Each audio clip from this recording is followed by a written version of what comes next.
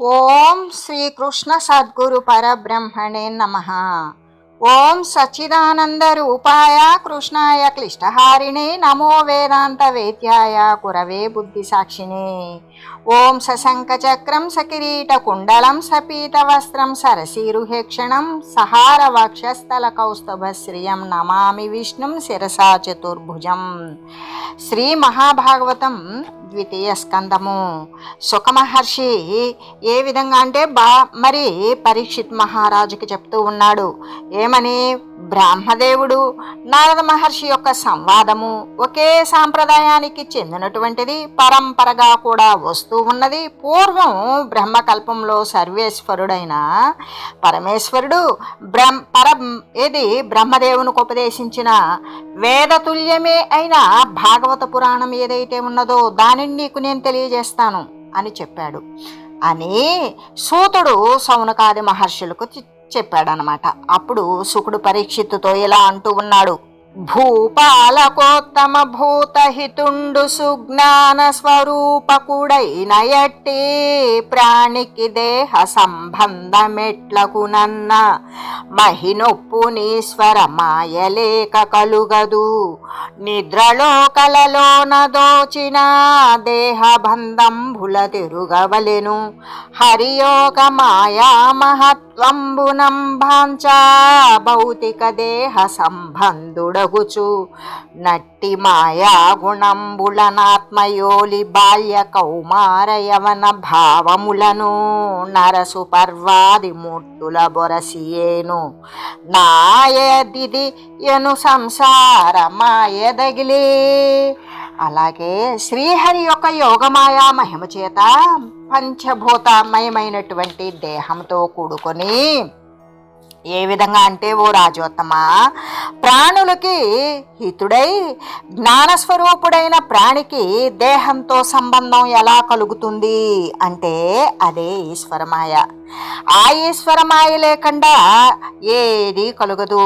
నిద్రలోనూ కలలోనూ కలిగిన శరీర బంధాలలాగానే శ్రీహరి యొక్క యోగమాయా మహిమతో పంచభూతాలతో నిండినటువంటి దేహంతో కూడా సంబంధం కలుగుతుంది. ఆ మాయా మహిమతోనే జీవాత్మ బాల్యము, కౌమారము, యవనము అనే భావాలను మానవులు, దేవతలు మొదలైన రూపాలను పొంది నేను నాది అనే సంసార మాయలో పడతారు.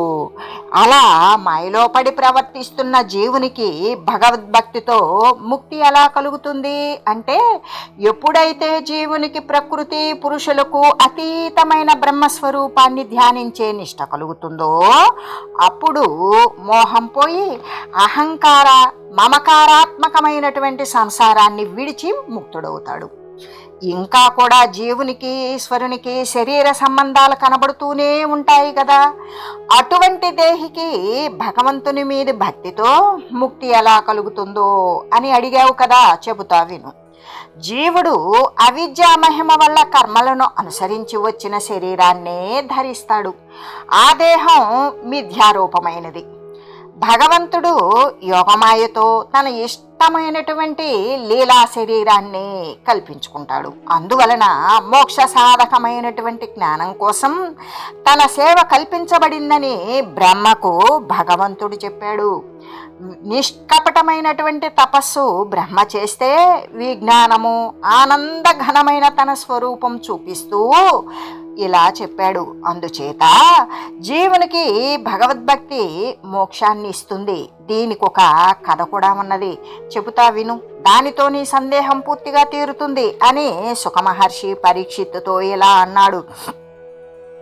హరిపాద భక్తి రహస్యోపదేష్టయు నఖిల దేవతులకు నది విభుండు నైన విధాత గల్పాది యందు నిజాశ్రయ పద్మమున కధిష్టానమరయ నర్దించి జలములా నన్వేషణము చేసి నలినంబు మొదలుగానంగలేక విసివి క్రమ్మరణు తద్బిస తద్విసర్వాసీనుడై సృష్టి నిర్మాణేచ్చ చిత్తమందు జాలనూహించి తత్పర జ్ఞాన మహిమా సరణి మనమున్నదోపక జడను పడుచు లోకజాలంబు బుట్టింపలేక మోహితాత్ముడై చింతనొందునై అవసరమునా. హరిభక్తిలోని రహస్యం నాకు చెప్పినవాడు దేవతలకు విభుడైన బ్రహ్మ కల్పం యొక్క ప్రారంభంలో తనకు ఆశ్రయమైనటువంటి పద్మానికి మూలమేమిటో తెలుసుకోవాలి. ఈ పద్మం ఎక్కడ నుండి ఉత్పన్నమైంది, దీని యొక్క మూల స్థానం ఏంటి తెలుసుకోవాలని నీళ్ళల్లో దిగి వెతికాడు. ఆ పద్మం మొదలు ఎక్కడో తెలియలేదు బ్రహ్మకు. విసిగిపోయి తిరిగి వచ్చేశాడు. వచ్చి మళ్ళీ ఆ పద్మం మీదే కూర్చొని సృష్టి చేయాలనే కోరిక తీవ్రంగా కలిగి చాలా రకాలుగా భావించాడు. ఆ సృష్టి చేసే జ్ఞానం తన మనసులో కలగనే లేదు. బుద్ధి మందగించిపోయింది. లోకాలు సృష్టించలేక మోహం పొంది చింతిస్తున్నాడు. అంతలో అప్పుడు నీటి మధ్యలో నుండి ఒక శబ్దం వినబడింది. ఆ అక్షరాలలో ఆ స్పరిశాలలో కూడా ఏముంది అంటే, మరి అక్షరాలలో 16వ అక్షరమైనటువంటి త, 21వ అక్షరమైనటువంటి 21వ అక్షరమైనటువంటి ప అనే అంటే త ప అనే శబ్దం. తప అంటే సంస్కృతంలో తపస్సు చెయ్యి అని అర్థం. ఆ శబ్దం మహామునులకి గొప్ప ధనం. అది 2 సార్లుగా వినబడింది. ఆ మాటలు తప తప అనేవి. పలికిన వాణిని చూడాలని 4 దిక్కులా కూడా బ్రహ్మ వెదికాడు. ఎక్కడా కనబడలా. తిరిగి వచ్చి మళ్ళీ కూడా తన పద్మాసనం మీదే కూర్చున్నాడు. మళ్ళీ కొద్దిగా ఆలోచన చేశాడు. నన్ను తపస్సు చేయుమని ఆజ్ఞాపిస్తుంది కాబోలు అనుకున్నాడు. ప్రాణాయామం చేస్తూ కూర్చున్నాడు. జ్ఞానేంద్రియాలు కర్మేంద్రియాలను జయించాడు. ఏకాగ్రమైన చిత్తంతో లోకాలన్నీ వేడెక్కిపోయేటట్లుగా 1000 దివ్య సంవత్సరాలు తపస్సు చేశాడు. ఈశ్వరుడు ప్రసన్నుడై కనిపించాడు. మరు క్షణంలో వైకుంఠపురం కూడా కనబడింది. అది రాజసగుణాలు తామస గుణాలు లేనటువంటి కేవలం సత్వగుణావాసమే అయ్యున్నది. కాల ప్రభావం అనేది లేదక్కడ. లోకాలన్నింటికంటే ఉన్నతమై ఉన్నది. దేవతలందరి చేత కూడా స్తుతించబడుతోంది. అక్కడ లోభము కానీ మోహము కానీ భయము కానీ ఉండవు. ఎంతో కాంతితో ప్రకాశిస్తోంది. అటువంటి వైకుంఠపురం బ్రహ్మ చూశాడు. అందులో సూర్య చంద్రానల స్ఫురణల జ్వరనీక నిజధీదితి స్ఫూర్తి నివ్వటిల్లా దివ్యమణి ప్రభాదీపిత సౌధ విమాన గోపుర హర్మ్య మండపములు బ్రసవగుచ్చ స్వచ్ఛ భరిత కామిత ఫల సంతాన పాదప సముదయములు గాంచన దండ సంగత మారుతోద్ధూత తరళ విచిత్రకేతన చయములు వికచైకర వదల దర విందగత మరందర సపానమోదితేందిందిరా ప్రభూత మంజుల నినద ప్రబుద్ధ రాజహంస శోభిత వర కమలాకరములు. ఆ వైకుంఠంలో సూర్యుడు చంద్రులు యొక్క అగ్ని యొక్క కాంతులు కూడా ఏమాత్రము ప్రసరించవు. కేవలం ఆ పురం యొక్క కాంతులే ప్రసరిస్తాయి. అక్కడి సౌధాలు గోపురాలు హర్మ్యాలు మండపాలు దివ్యమైన మణులతో మాత్రమే ప్రకాశిస్తూ ఉంటాయి. అక్కడి కల్పవృక్షాలు పూలు పండ్లతో సహా కోరికలన్నీ తీరుస్తాయి. బంగారు కర్రలతో కూర్చున్న జెండాలు గాలికి రెపరెపలాడుతూ ఉన్నాయి. కలువల్లో ఉన్న తేనె ఆస్వాదించి తుమ్మెదలు ఆనంద ఝుంకారాలు చేస్తూ ఉన్నాయి.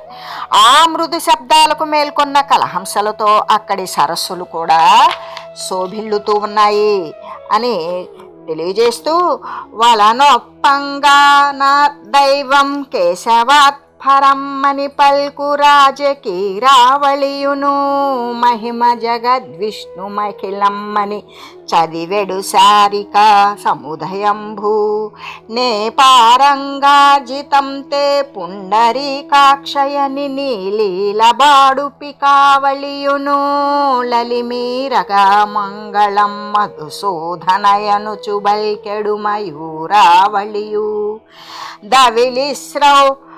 దవిలిస్రౌ షడ్వషట్ స్వద్ధేత్యాది శబ్ద కలితముగమ్రోయు మధుఫనికాయములను గలిగి అఖిలైక దివ్య మంగళ విలాసమహిమ జిన్నుందు వైకుంఠ మందిరంబు. అక్కడ ఉన్నటువంటి రాచిలకలు ఏమని పలుకుతున్నాయి అంటే సదైవం అంటే నదైవం కేశవాత్పరం అంటే కేశవునికి మించినటువంటి దైవం లేడు అని పలుకుతున్నాయి. అక్కడి గోరువంకలు ఏమని పలుకుతున్నాయి అంటే జగద్విష్ణుమయం అఖిలం అంటే జగత్తంతా విష్ణుమయమే అంటూ చదువుతూ ఉన్నాయి. కోకిలలు ఏమని పలుకుతూ ఉన్నాయి అంటే పుండరీకాక్ష నీదే జయం అని పాడుతూ ఉన్నాయి. అక్కడి నెమళ్ళైతే మంగళం మధుసూదన అని పాడుతూ ఉన్నాయి. తుమ్మెదలైతే స్రౌషట్ వషట్ స్వధ మొదలగు శబ్దాలతో ఝుంకారమే చేస్తూ ఉన్నాయి. ఇలా వైకుంఠ మందిరం దివ్యమంగళ విలాసాలతో అందంగా అలరారుతూ ఉన్నది. ఇంకా మేఘాలతో వెలిసిల్లే ఆకాశంలాగా వెలిగిపోతోంది ఆ దివ్యధామం. అందులో సలలితేంధీవర శ్యామాయమానోజ్వలాంగులు నవ్య పీతాంబరులును ధవళారవింద సుందర పత్రనేత్రులు సుకుమారతనులు భాసుర వినూత్న రత్న విభూషణ గ్రైవేయ కంకణహార కేయూర మంజీరధరులు నిత్యయవనులు వినిర్మల చరితులు రోచిష్ణులును హరిరూపధరులు నగుర్సు నందుడు నర్హనుండు ప్రభలుడు నాదియగు నిజ పాశ్వచరులు మరియు వైఢూర్య విద్రుమామల మృణాల తుల్యగాత్రులు దను భక్తితో భజింప. అందులో సునందుడు నందుడు అర్హనుడు ప్రబలుడు మొదలైన సేవకులు భగవానుని భక్తితో సేవిస్తూ ఉన్నారు. నల్ల కలువల వంటి నిగనిగలాడే శరీరాలు వారివి. క్రొత్త పొట్టుబట్టలను ధరించి ఉన్నారు. తెల్ల తామర రేకుల వంటి కన్నులతో సుకుమారమైన శరీరాలతో ఉన్నారు. రత్నాలు పొదిగిన బంగారు ఆభరణాలు, కంఠహారాలు, కంకణాలు, కేయూరాలు, అందెలు ధరించారు. వారు నిత్యయవనులు, నిర్మల చరితులు, హరిరూపాలు ధరించి అందరూ వెలిగిపోతున్నారు. తామర తొళ్ళ వంటి కోమల శరీరాలతో అంతా శ్రీ మహావిష్ణువుని సేవిస్తూ ఉన్నారు. క్షాళితాఖిల కల్మషవ్రజామర నదీ జనక కోమల పదాబ్జములవాణి నఖిల సంపత్కారణ పాంగలక్ష్మీ విలాసిత వక్షస్థలంబువాణి పద్మమిత్రామిత్ర భాసురలోచన నలిన సుందర వదనములవాణి భువన నిర్మాణ నైపుణ భవ్య నిజ జన్మ కారణ నాభి పంకజమువాణి నహి హితాహిత శయన వాహములవాణి సేవితామరతాపస శ్రేణివాణి నఖిల లోకంబుళ్లకు గురుడైన వాణి గాంచె పరమేష్టి కన్నుల కరువుదీరా. అక్కడ విష్ణుమూర్తి ఎలా ఉన్నాడో అని తెలియజేస్తూ అందరి పాపాలను కడిగివేసే గంగానది ఆయన పాద పద్మాలలోనే పుట్టింది. సకల సంపదలకు కారణమైన కడగంటి చూపులు గలగ లక్ష్మీదేవి ఆయన యొక్క వక్షస్థలం మీద ఉన్నది. పద్మాలకు మరి మిత్రులు శత్రువులు అయినా అంటే మిత్రుడెవరు పద్మమునికి అంటే సూర్యుడు, శత్రువెవరు చంద్రుడు. అలా ఈ సూర్య చంద్రుడు కనులుగా వెలసిల్లే సుందరమైన వదనం కలిగిన వాడే అతడు.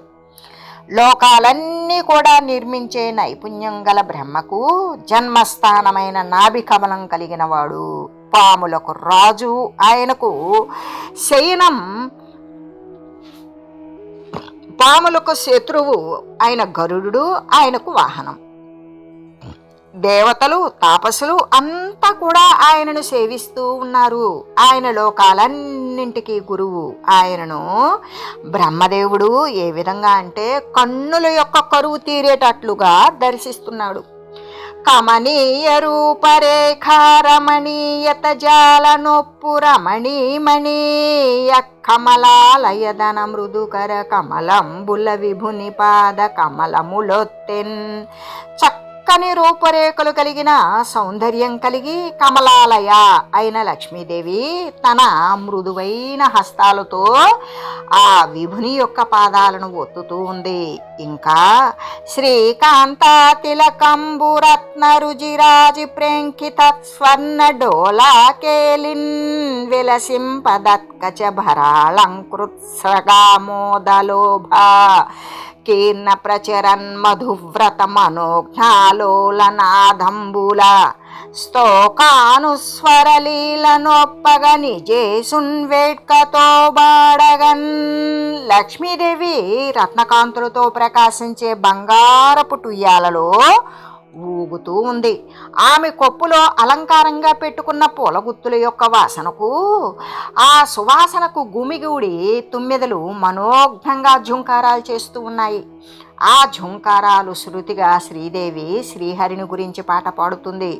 అట్లా ఉన్నటువంటి నిత్య వైభవంలో మరి సతత జ్ఞానరమాయ శోభల మహైశ్వర్యాదియుక్తున్ జగత్పతి అగ్నేశునంతు నచ్యుతు దళత్వం కేరుహాక్షున్ శ్రేయఃపతి నాద్యంత వికార దూరు గరుణా పాధోనిధిన్ సాత్వతాం పతివర్ధిష్ణు సహిష్ణు విష్ణు గుణ విభ్రాజిష్ణు రోచిష్ణునిన్.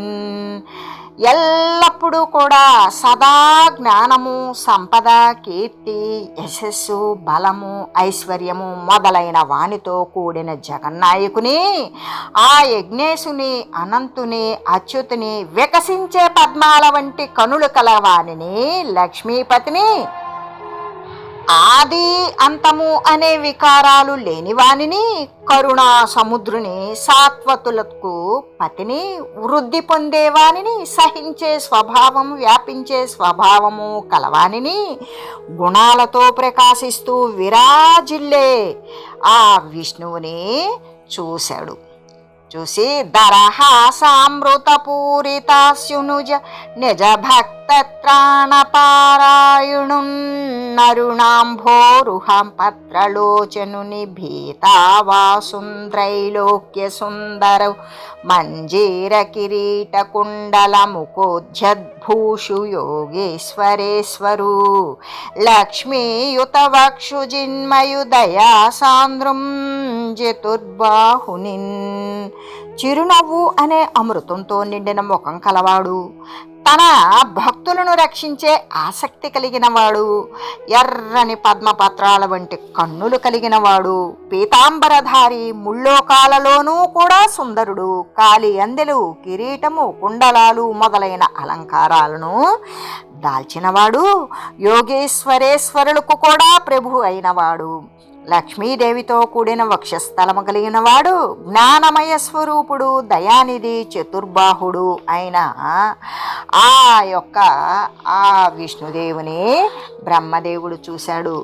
ఇంకా కూడా అమూల్యమైన రత్నసింహాసనం మీద కూర్చున్నవాడు, సునందుడు, కుముదుడు మొదలగు అనుచరుల చేత సేవింపబడేవాడు, ప్రకృతి పురుషుడు, మహత్తత్వము అనే అహంకారము అనే ఏ విధంగా అంటే 4 శక్తులతో, ప్రకృతి, పురుషుడు, మహత్తత్వము, అహంకారము అనే 4 శక్తులతోనూ, కర్మేంద్రియాలు అంటే వాక్కు, పాణి, పాద, గుహ్య, పాయువులు అనేటువంటి వానితో, జ్ఞానేంద్రియాలు శ్రోత్రము, త్వక్కు, చక్షువు, జిహ్వ, ఘ్రాణము అనేటువంటి వానితో, మనస్సు అనే 16 శక్తులు కూడా కలిసి పంచతన్మాత్రులు కూడా పరివేష్టించి ఉండగా, శబ్దస్పర్శ రూపరస గంధాదులు వీటితో తయారైనటువంటి ఏ పంచభూతాలైతే ఉన్నవో ఆకాశ, వాయు, అగ్ని, జల, పృథ్వులు వీటితో పరివేష్టించి ఉండగా కోటి సూర్యుల కాంతితో ప్రకాశిస్తూ ఉన్నాడు.